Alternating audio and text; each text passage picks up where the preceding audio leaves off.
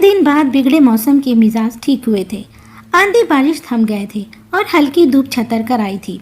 प्रज्ञा ने घर के सारे कपड़े बिस्तर पर लाकर धूप में पटक दिए थे और खुद भी पलंग पर जगह बनाकर हल्की धूप में पसर गई थी। आंखें मूंदने ही लगी थी कि ठंडी ठंडी हवा के झरोखे से सिरकर उसने आंखें खोल दी। टप टप बूंदें बरसती देख उसके होश उड़ गए। वह बदहवास से दोनों हाथों से कपड़े समेटने लगी, पर फुहार एकाएक बौछार में बदल गई। उसके हौसले प्रस्त हो गए। तभी एक सुंदर नवयुवक जाने कहां से प्रकट हो गया। दोनों बगलों में उसने एक एक गद्दा दबाया, हाथों में तकिए। 2 चक्रों में ही प्रज्ञा सब सामान सहित अंदर पहुंच गई थी। बौछार अब मूसलाधार में बदल गई थी। प्रज्ञा ने राहत की सांस लेते हुए उस अजनबी को धन्यवाद देने के लिए गर्दन घुमाई। तब तक वह सीढ़ियां चढ़कर फिर से ऊपर अपने फ्लैट में पहुंच चुका था। प्रज्ञा को सब कुछ एक काल्पनिक की भांति लग रहा था। उसे मोहक व्यक्तित्व वाले युवक का एक हीरो की तरह प्रकट होना, उसका बलशाली शरीर, उसकी फुर्ती याद करते हुए प्रज्ञा के होठों पर एक लजीज मुस्कान तैर गई। इसका मतलब वह नवयुवक ऊपर से उसे सोता हुआ ताक रहा था, और आज ही क्यों, ना जाने कब से ताक रहा होगा। उसे कपड़े फैलाते, बाल सुखाते, पौधों में पानी देते, वह तो बिना दुपट्टे के ही बल्कि कई बार तो नाइटी में ही। सोचते हुए प्रज्ञा लाज से दोहरी हो उठी। वह सुंदर युवक पहली ही मुलाकात में उस पर बहुत ज़्यादा छा गया। तब से प्रज्ञा को हर वक्त एक जुड़ी आंखें द्वारा अपना पीछा किए जाने का एहसास रोमांचित किए रहता। वह अपने बनाव सिंगार के प्रति अतिरिक्त रूप से सजग हो उठी थी, पर वह युवक उसे फिर नजर नहीं आया। कहते हैं शिद्दत से किसी चीज की आरजू की जाए तो प्रकृति उससे मिलवा ही देती है। अपने साथी डॉक्टर नेहा से मिलने प्रज्ञा उसके फ्लैट पर पहुंची, पर वहां ताला लगा देखकर बेहद निराश हो उठी। लौटते में कंपाउंड से निकलते समय उसे ऐसे लगा कि उसके पास से गुजरने वाले युवक को उसने कहीं देखा है। सुनिए, आप उस दिन बारिश में आपने मेरी मदद की थी। ओह हाँ, आप यहाँ क्या कर रही हैं? मेरी सहेली है डॉक्टर नेहा, यहाँ रहती है, उससे मिलने आई थी, पर ताला लगा है। गलती मेरी है, मुझे इतनी दूर आने से पहले उसे फ़ोन पर पूछ लेना चाहिए था। प्रज्ञा के चेहरे पर परेशानी उभर आई थी। तो आप मेरे यहाँ चलिए, आप यहाँ रहते हैं, आप तो मेरे ऊपर वाले। प्रज्ञा आश्चर्यचकित थी। अरे नहीं, आपको कोई गलत फहमी हो गई है, वहाँ तो मेरी दीदी रहती है, अब तो उनका भी तबादला हो गया है, घर खाली करने वाली हैं। उस दिन मैं उन्हीं से मिलने आया था, बालकोनी में बैठा था कि बारिश शुरू हो गई। नीचे आपको बदहवास देखा तो मदद के लिए चला आया था। ओह, प्रज्ञा झेपसी गई। वह भी कितनी बेवकूफ़ है कि क्या क्या समझकर क्या क्या ख्वाब सजोने लगती है। आइए चलते हैं, आपको नितिका से मिलवाता हूँ। नितिका कौन? मेरी पत्नी। प्रज्ञा के बचे खुचे सपने भी बिखर गए। वह भारी कदमों से अरुण के संग हो ली थी। बातें करते करते परिचय जुटाते वह घर पहुंच गए। नितिका से मिलकर उसका मूड ठीक होने लगा था। वह बहुत बातूनी और बिंदास थी। दोनों एडवोकेट पति पत्नी में अच्छी अंडरस्टैंडिंग थी। चाय के साथ साथ उसने पकौड़े भी बना डाले। मेरा आजकल चटपटी चीज़ें खाने का बहुत मन करता है। इस अवस्था में ऐसा स्वाभाविक है। प्रज्ञा ने उसकी गर्भ अवस्था को लक्ष्य करके कहा। तो तुम्हें पता चल गया? हाँ, मैं पीजी गायनिक में कर रही हूँ। ओह, फिर तो दाई से क्या पेट छिपाना।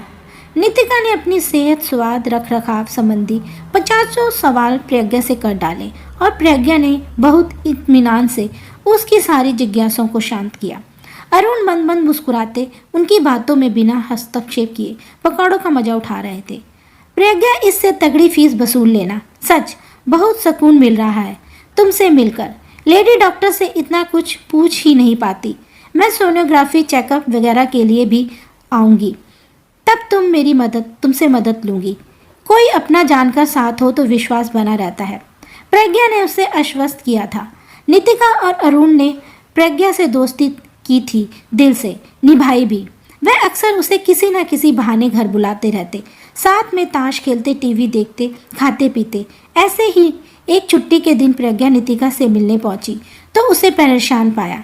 अच्छा, क्या हुआ, तुम आ गई? बहुत परेशान हूँ, मैं समझ नहीं पा रही हूँ कि क्या करूँ।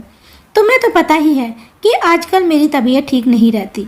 मैं माँ के पास जाना चाह रही थी, पर अरुण की चिंता थी। अब एक मेड की व्यवस्था हो गई। अरुण भी राजी था, पर एक नई समस्या उठ खड़ी हुई है। मेरे इंजीनियर देवर वरुण की पोस्टिंग यहाँ हो गई। अरुण का मानना है कि जब वह हमारे साथ रहने आ रहा है तो मुझे यहीं रुकना चाहिए। इतनी मुश्किल से छुट्टी मैनेज की थी, मेड का प्रबंध किया था, सारी पैकिंग भी कर ली। अब अरुण की जिद है, कुछ समझ नहीं आ रहा क्या करूं। प्रज्ञा को पति पत्नी के मामले के बीच पड़ना ठीक नहीं लगा। वह भला कर भी क्या सकती थी। नितिका के प्रति दिल में गहरी हमदर्दी समेटे वह लौट आई। इसके अगले ही दिन उसके पास अरुण का फोन आ गया था। वरुण का ऑफिस प्रज्ञा के घर के समीप था, इसलिए उसे लोकेलिटी में मकान चाहिए था। अरुण ने उससे आग्रह किया कि वह पता करे कि उसकी दीदी का जो फ्लैट खाली करके गई थी वह अब तक खाली है क्या। प्रज्ञा ने पता किया तो फ्लैट खाली मिला। प्रज्ञा ने तुरंत मकान मालिक से बात कर अरुण को सूचित कर दिया। वह धीरे से नितिका के बारे में भी पूछ लिया। उसे मैं आज ही उसके मायके छोड़ने जा रहा हूँ। अब जब वरुण यहाँ रह ही नहीं रहा तो उस बेचारी को रोकने से क्या तुक। तुम फ्लैट की चाबी लेकर रख लेना, वरुण कभी भी आकर तुमसे ले लेगा। सुनकर प्रज्ञा खुश हो उठी। छुट्टी का दिन था। प्रज्ञा नहाकर निकली ही थी, गीले बाल तौलिए में बांधे थे कि घंटी बजी। दरवाजा खोलते ही वह बुरी तरह चौंक कर 2 कदम पीछे हट गई। अरुण, आप तो नितिका को छोड़ने गए थे। अचानक चेहरे पर अपरिचित भाव देखकर समझ आ गया कि उससे कोई गलती हो गई। मैं वरुण हूँ, भैया ने आपसे चाबी लेने को कहा था। ओह हाँ, लाई, आप अंदर आइए ना। नहीं, बस चाबी दे दीजिए। हड़बड़ा सी प्रज्ञा ने चाबी लाकर पकड़ा दी। वह धन्यवाद देकर सीढ़ियां भी चढ़ गया और प्रज्ञा बुत बनी उसे ताकती रह गई। हूबहू वही चेहरा मोहरा। एक पल को उसे लगा कि वह सपना देख रही है, पर नहीं, यह सपना नहीं था। लेकिन आंखों में कुछ नए सपने जन्म लेने लगे। रोमांचिक दिल एक बार फिर तेजी से धड़कने लगा। प्रज्ञा पीछे दनान में बाल सुखाने लगी तो मन यही सोचकर रोमांचित होता रहा कि एक जोड़ी आंखें उसे चोरी चोरी निहार रही होंगी। ना जाने उस चेहरे में क्या कशिश थी। प्रज्ञा उसे अब तक दिल से नहीं निकाल पाई थी। दबी हुई महत्वाकांक्षाएं फिर हिलोरे लेने लगी। प्रज्ञा ने झटपट चाय नाश्ता तैयार किया और वरुण को बुलाने चली गई। आभार प्रकट करते हुए वरुण ने प्रज्ञा के साथ चाय नाश्ता लिया। भैया भाभी आपकी तारीफ के पुल ऐसे ही नहीं बांधते। वाकई आपका स्वभाव बहुत अच्छा है। जब तक वरुण बुरी तरह व्यवस्थित नहीं हो गया, प्रज्ञा ने स्वच्छता से उसके खाने पीने की जिम्मेदारी अपने सर पर ले ली। उम्मीदों के हंडोले उसका मन अपनी ही कल्पनाओं की उड़ान देख चकित था। वरुण सामने भी आ जाता तो मुंह से बोल फूटने से पहले चेहरा खिल हो उठता। प्रज्ञा जानने को बेकरार थी कि चाहत के जिस रंग ने उसे सर से पांव तक सराबोर कर रखा है, उसने वरुण पर भी कुछ असर किया है या नहीं। पर कैसे? शीघ्र ही उसे जवाब मिल गया। जिंदगी में कुछ प्रश्नों के जवाब जितनी देरी से मिले उतना ही अच्छा होता है। असमंजस की ढलान निराशा के गर्त से ज़्यादा सुकूनदायक होती है। प्रज्ञा उस दिन बाहर धूप में कपड़े फैला रही थी। एक जोड़ी आंखों द्वारा पीछा किए जाने का एहसास हमेशा की तरह तन मन को रोमांचित किए हुए था। उसे लगा कि ऊपर से उसे देखकर कोई फुर्ती से अंदर चला गया। उत्सुकता से उसने नजरें ऊपर उठाई तो जी धक से रह गया। वहाँ कोई नहीं था, पर तार पर सूखते लेडीज कपड़े देखकर उसके सीने में शूल चुभने लगे। लहूलुहान दिल को संभालते वह अंदर भागी। 2 गिलास ठंडे पानी पिए, तब कहीं जाकर उखड़ी सांसें संभली और दिमाग कुछ सोचने विचारने की स्थिति में आया। हो सकता है कोई रिश्तेदार वगैरह मिलने आया हो। अवश्य ऐसा ही होगा। वह भी जानने क्या क्या सोच लेती है। प्रज्ञा तैयार होकर अस्पताल निकल गई, पर मूड सारा दिन उखड़ा ही रहा। कभी मरीजों के सवालों पर झला उठती तो कभी नर्स को डांटने लगती। बार बार मन हो रहा था कि सीधे वरुण के सामने पहुंच जाए और उससे साफ साफ बात कर ले, लेकिन क्या बात। सारे ख्याली पुलाव तो वही पकाती आ रही है। वरुण ने तो कभी कुछ कहा ही नहीं। सोच विचार में घिरी प्रज्ञा शाम को घर लौटी तो आहत में ही वरुण को एक स्मार्ट सी लड़की के साथ देखकर चौंक गई। उसे देखते ही एक पल को दोनों देखकर थोड़ा दूर दूर हो गए। फिर वरुण ने ही पहल की। यह चैताली है, मेरी ही कंपनी में इंजीनियर है। हम दोनों यहाँ लिविंग में रह रहे हैं। अभी घर वालों को इस बारे में बताया नहीं, इसलिए भैया भाभी के साथ ना रहकर मैं यहाँ शिफ्ट हो गया था। कुछ समय बाद उपयुक्त अवसर देखकर घर वालों को भी बता दूंगा। तब तक आप प्लीज़ मेरी ओर से आप निश्चिंत रहिए। मुझे किसी के फटे में टांग अड़ाने का शौक नहीं है। ना चाहते हुए भी प्रज्ञा का स्वर भारी हो उठा। वह तीर की तरह अपने कमरे में घुसी और बिस्तर पर औंधी पड़ गई। रुलाई का दबा हुआ सोता सारे बांध तोड़कर अवेग से बह निकली। घंटों वह बेसुध रोती रही। अंधेरा गिराया तो उसने उठकर बत्ती जलाई, मुंह धोया, कॉफी बनाई और बिस्तर पर आकर बैठ गई। कितने साथी डॉक्टर उससे रिश्ता जोड़ने के लिए तैयार हैं। वही पागल है जो इस चेहरे की कशिश में इस तरह उलझ गई कि निकल ही नहीं पा रही थी। पहले अरुण में अटक गई। सच्चाई जानने के बाद भी शायद यह उस चेहरे को ही बार बार देखने का आकर्षण था कि वह नितिका से मिलने के बहाने बार बार वहां आती जाती रही। फिर वही चेहरा वरुण के रूप में सामने आया तो वह वहां पर अटक गई। पर अब बस, अब वह यहाँ नहीं रहेगी। उसे इन सब से दूर जाना होगा, वरना वह पागल हो जाएगी। यहाँ समय से प्रज्ञा का साथ दिया। उसकी पोस्टिंग दूसरी जगह हो गई। प्रज्ञा ने शिफ्ट होने में जरा भी देर नहीं लगाई। मोह और आकर्षण के इस जाल से जितनी जल्दी निकल सके अच्छा था। अरुण, नितिका, वरुण, चैताली सभी ने भरे मन से उसे विदा किया।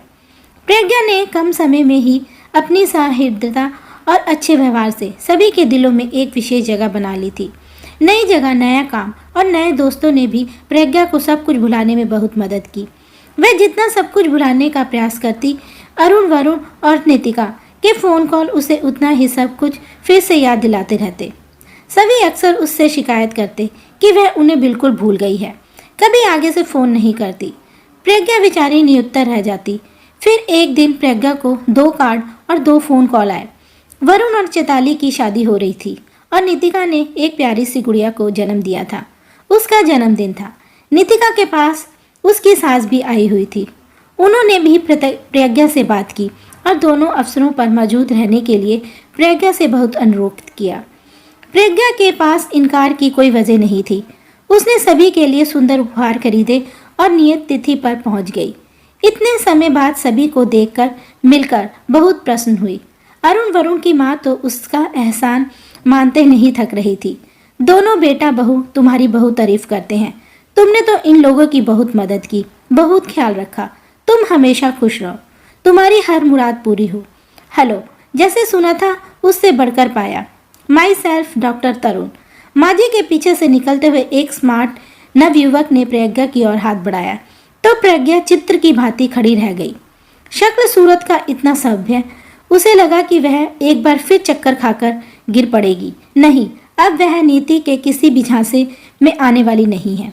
हाथ मिलाए बिना ही वह मुड़ने को हुई तो माजी ने आगे बढ़कर परिचय करवाने की बागडोर संभाली। यह अरुण, वरुण और उसका छोटा भाई तरुण है, डॉक्टर है। आपके और भी कोई बेटा है या बस? प्रज्ञा मानो किस्मत के इस खेल से उकता सी गई और उसमें और सहने की शक्ति शेष नहीं रही।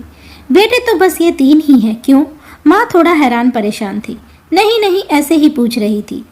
अपनी बात पर शर्मिंदा होते प्रज्ञा चेहरे पर मुस्कुराहट ले आई। एक परिचित मरीज प्रज्ञा का अभिनंदन कर उसे अपने भाई से मिलाने लगी। ये डॉक्टर प्रज्ञा है। मैं तो उम्मीद ही खो चुकी थी, पर इन्होंने मेरा इलाज जारी रखा और इनके प्रयासों से ही मैं माँ बन पाई हूँ। उम्मीद का दामन हमेशा थामे रहो। प्रज्ञा ने स्नेहा के कंधे पर थपथपा दिए। माँ जी दूसरे मेहमानों के साथ व्यस्त हो गई तो तरुण उसकी और पास आ गया। बोला, मैं आपके साथ डांस कर सकता हूँ।